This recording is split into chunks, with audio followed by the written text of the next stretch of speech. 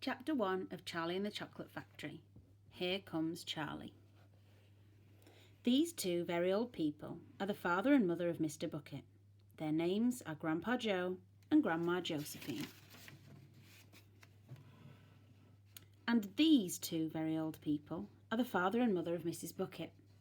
Their names are Grandpa George and Grandma Georgina.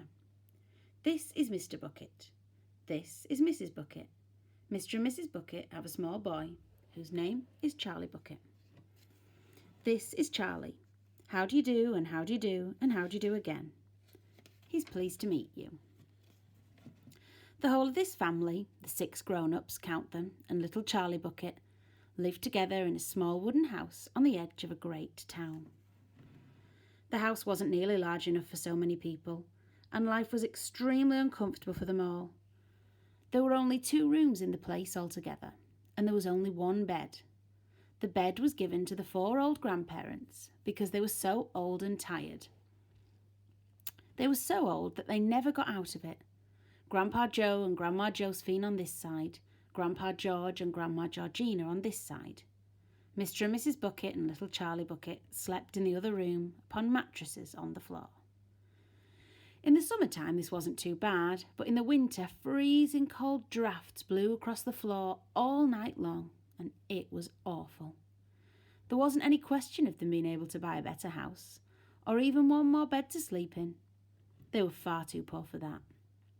Mr. Bucket was the only person in the family with a job.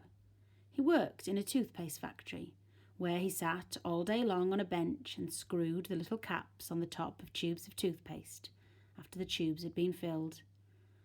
But a toothpaste cap screwer is never paid very much money, and poor Mr. Bucket, however hard he worked and however fast he screwed on the caps, was never able to make enough money to buy 1/2 of the things that so large a family needed.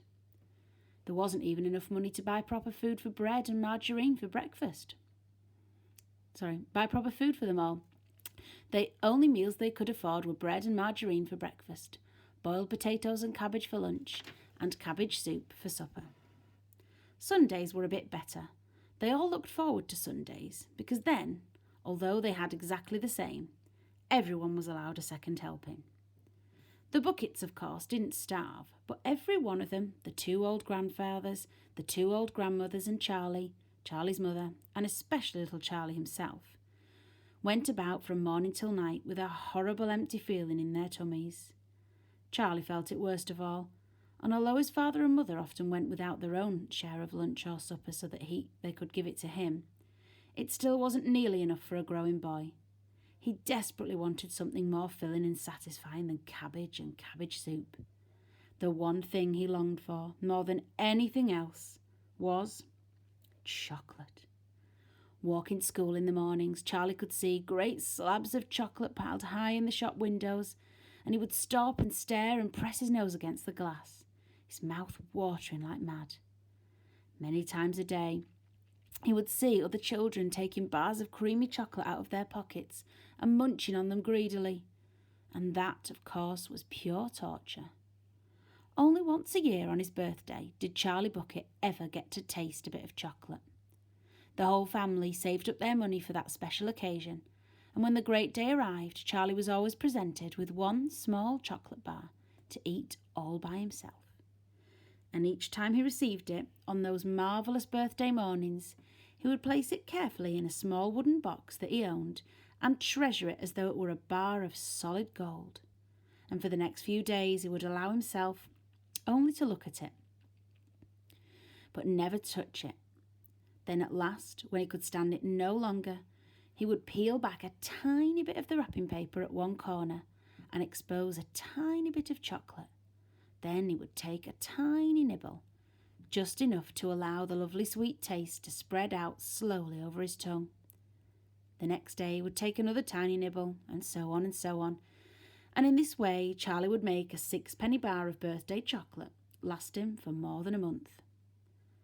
But I haven't told you yet about the one awful thing that tortured little Charlie, the lover of chocolate more than anything else.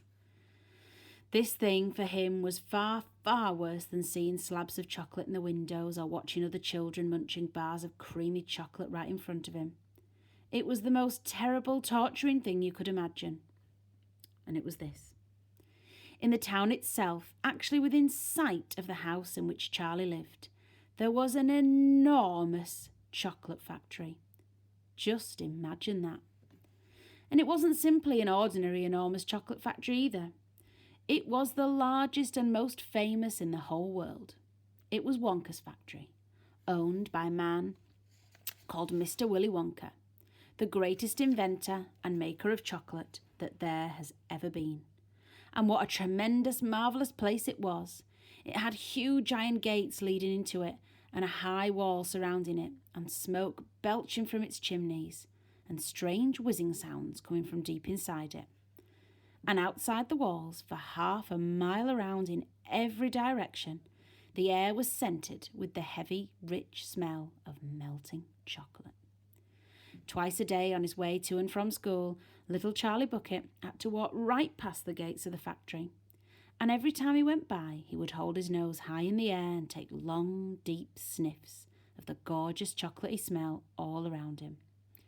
Oh, how he loved that smell, and oh, how he wished he could go inside the factory and see what it was like.